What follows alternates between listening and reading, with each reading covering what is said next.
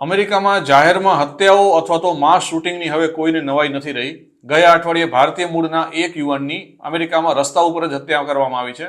Road ઉપર વાહનને લગતી એક તકરાર થઈ અને સેકન્ડોની અંદર ભારતીય મૂળના યુવાનનો જીવ જતો રહ્યો. સોશિયલ મીડિયા ઉપર આ ઘટનાનો વિડીયો પણ વાયરલ થયો છે અને માણસનો જીવ કેટલો સસ્તો છે તેની ચર્ચા થઈ રહી છે. ગેવિન નામના 29 વર્ષના યુવાનના નવા લગ્ન થયા હતા અને તે પોતાની મેક્સિકન પત્ની સાથે કારમાં જતો હતો. તે સમયે ઇન્ડિયાના સ્ટેટમાં આ ઘટના બની હતી. પોલીસે જણાવ્યું કે ઇન્ડી સિટીના સાઉથ ઇસ્ટ સાઇડમાં એક ટ્રાફિક ઇન્ટરસેક્શન ઉપર ગેવિન અને બીજા વાહન ચાલક વચ્ચે કંઈક ડખો થયો. તે સમયે તેની પત્ની પણ કારમાં હાજર હતી અને આ દરમિયાન ગેવિનને ગોળી મારવામાં આવી હતી.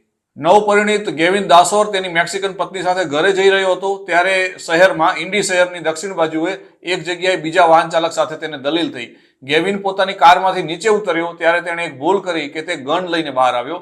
તેણે પિકઅપ ટ્રકના ડ્રાઈવર સામે બૂમો પાડવાનું શરૂ કર્યું. તેણે પિકઅપ ટ્રકની દરવાજા ઉપર પોતાની ગન પછાડી અને આ દરમિયાન સામેના કાર ચાલકને એવું લાગ્યું કે ગેવિન તેને ગોળી મારી દેવાનો છે.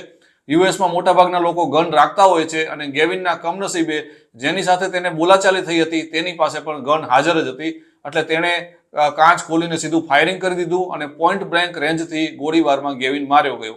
આખી જ ઘટના અમુક સેકન્ડોમાં જ પૂરી થઈ ગઈ.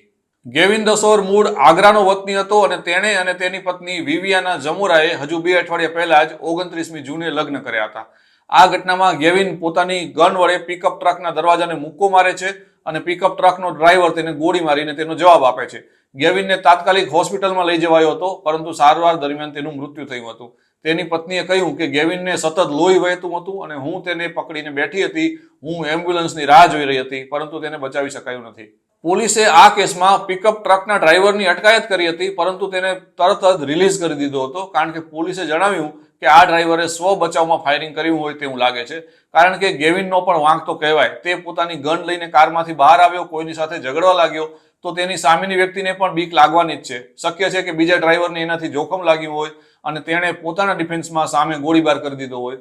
રોડ ઉપર ગુસ્સામાં આવી જવું બહુ ખતરનાક સાબિત થઈ શકે છે કારણ કે વિડીયોમાં જોવા મળે છે કે લગભગ 3 થી 4 સેકન્ડમાં આખો ખેલ ખતમ થઈ જાય છે.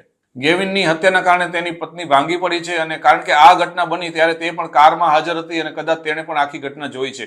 તે કહે છે કે ગેવિન મારા માટે અને અમારા પરિવાર માટે ઘણા બધા સપના ધરાવતો હતો. તે આ પ્રકારનું મોત ડિઝર્વ નહોતો કરતો. આ એક એવી ટ્રેજેડી છે જેમાં મારા પતિને ઠંડા કલેજે મારી નાખવામાં આવ્યો છે.